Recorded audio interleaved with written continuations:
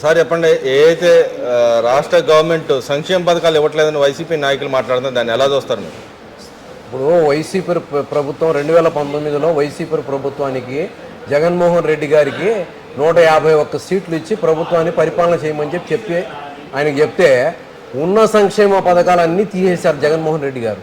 ఇప్పుడు మైనార్టీలు ఉన్నారు, మైనార్టీలకు ఆయన ఏమన్నాడంటే చంద్రబాబు నాయుడు గారు 2014లో 50,000 ఇచ్చారు, నేను 50,000 పేద మైనార్టీ పిల్లల పెళ్లిళ్ళు ఎలా అవుతాయి, నేను ₹1,00,000 ఇస్తాను అని చెప్పి మాట ఇచ్చాడు.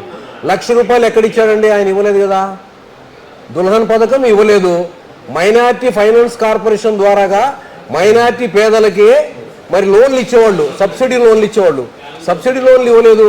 మైనార్టీ ఫైనాన్స్ కార్పొరేషన్ ఒక చైర్మన్ అయితే వేశారు, కుర్చీ అయితే వేశారు, ఒక ఆఫీస్ అయితే ఇచ్చారు, వాళ్ళకి జీతాలు అయితే ఇచ్చారు. కానీ మైనార్టీ ఫైనాన్స్ కార్పొరేషన్ ద్వారాగా ₹1 ఇవ్వలేదు.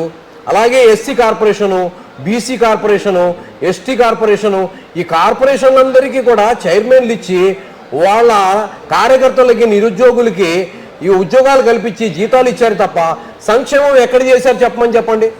కానీ ఈ గవర్నమెంట్ కూడా ఇవ్వట్లేదంటగా. ఈ గవర్నమెంట్ ఆల్రెడీ మైనారిటీలకి మొన్ననే గ్రాంట్ విడుదల చేసింది. ఇప్పుడు ఒకటి గవర్నమెంట్ వచ్చి 7 నెలలే అయింది.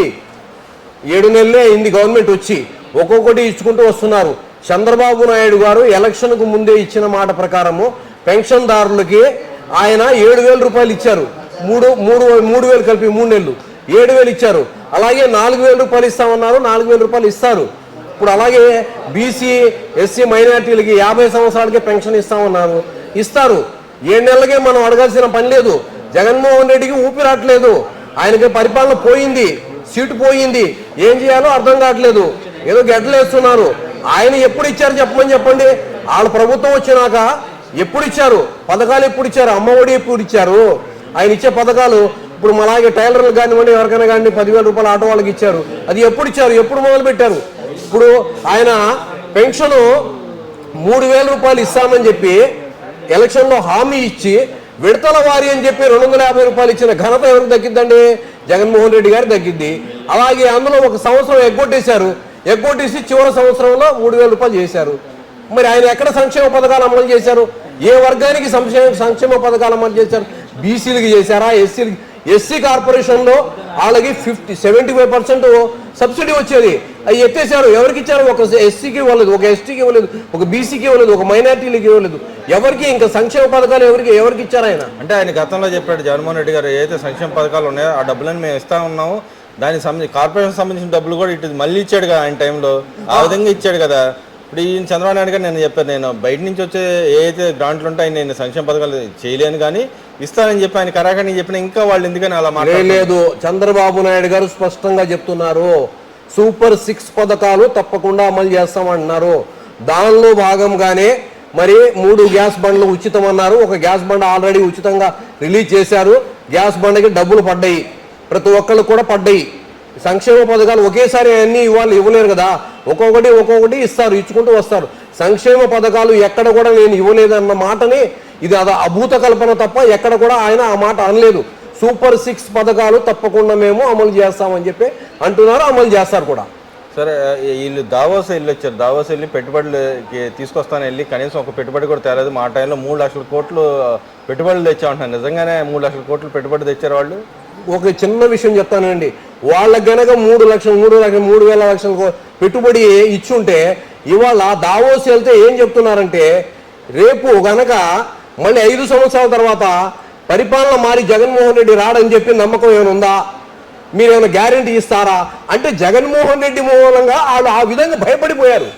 ఎందుకంటారు? ఎందుకంటే అతను ఆ విధంగా చేసుకున్నాడు. ఉన్న పెట్టుబడిదారులనే ఉన్న పరిశ్రమల్నే పారదోలేశాడు, ఇక్కడ నుంచి ఉన్నాటినే పారదోలేశాడు. ఇంకా కొత్తగా తీసుకొచ్చింది ఎక్కడ ఆయన చెప్పండి? వాళ్ళ టైంలో లాండ్ ఆర్డర్ బాగుంది, వీళ్ళ టైంలో లాండ్ ఆర్డర్ బాగోలేదు కాబట్టి. లాండ్ ఆర్డర్ బాగుంది కాబట్టి ముస్లిం మైనార్టీలు, ఎస్సీలు, ఎస్టీల మీద దాడులు జరిగినాయి. దానికి ఒకే ఒక ఉదాహరణ, సుధాకర్ గారు ఒక కరోనా టైంలో మార్క్స్ అడిగితే ఆయన్ని పిచ్చోడిని చేసి రోడ్డు మీద బట్టలు లేకుండా పిచ్చి హాస్పిటల్లో జాయిన్ చేసి సావా కొట్టారు. అలాగే బాపట్ల జిల్లాలో ఒక చిన్న కుర్రవాడు మా అక్కకి రక్షణ కల్పించండి, మా అక్క జోలికి ఎందుకు వస్తారని చెప్పి అడిగినందుకు అతని మీద పెట్రోల్ వేసి తగలేశారు. ఇలాంటి కార్యక్రమాలు ఇప్పుడు జరగట్లేదే. పోలీసు వారే అంటున్నారు. ఏమన్నారు? క్రైమ్ రేటు తగ్గుతుంది అని చెప్పి అంటున్నారు. డిపార్ట్మెంట్ వాళ్ళే అంటున్నారు. దానికి ఉదాహరణ అదే. మీరు జనాన్ని సావగొట్టారు, ఇప్పుడు జనాల ప్రాణాల మానాల రక్షణ కల్పిస్తున్నారు ఈ ప్రభుత్వం. కానీ వాళ్ళు అలా అంటలేదు కదా. వాళ్ళు అనేది వాళ్ళెవరో నేను అంటానికి. ఇప్పుడు మేము ఎన్నో అన్నాము, వాళ్ళ గవర్నమెంట్ ఉన్నాగా మా మాటలు ఎవరు పట్టించుకున్నారా? మమ్మల్ని తీసుకెళ్లి లోపల వేశారు, మమ్మల్ని హౌస్ అరెస్ట్ చేశారు. అలా చేయట్లేదు ఎవరు? ఇవాళ కమ్యూనిస్టులు కూడా నిర్భయంగా వచ్చి వాళ్ళ మాటలు మాట్లాడుకుంటున్నారు, వాళ్ళ సమావేశాలు పెడుతున్నారు, ధర్నాలు చేసుకుంటున్నారు. ఆ రోజు ఎవరు కూడా వచ్చి ఇది తప్పు అని చెప్పి అనడానికి అవకాశం లేదు. ఆ రోజు లేకుండా చేశారు మీరు. ఇప్పుడు ప్రజాస్వామ్యాన్ని కూలీ చేశారు మీరు. ప్రజాస్వామ్యంలో మానవుడికి మాట్లాడే హక్కు ఉంది, ఆ హక్కుని మీరు కూలీ చేశారు.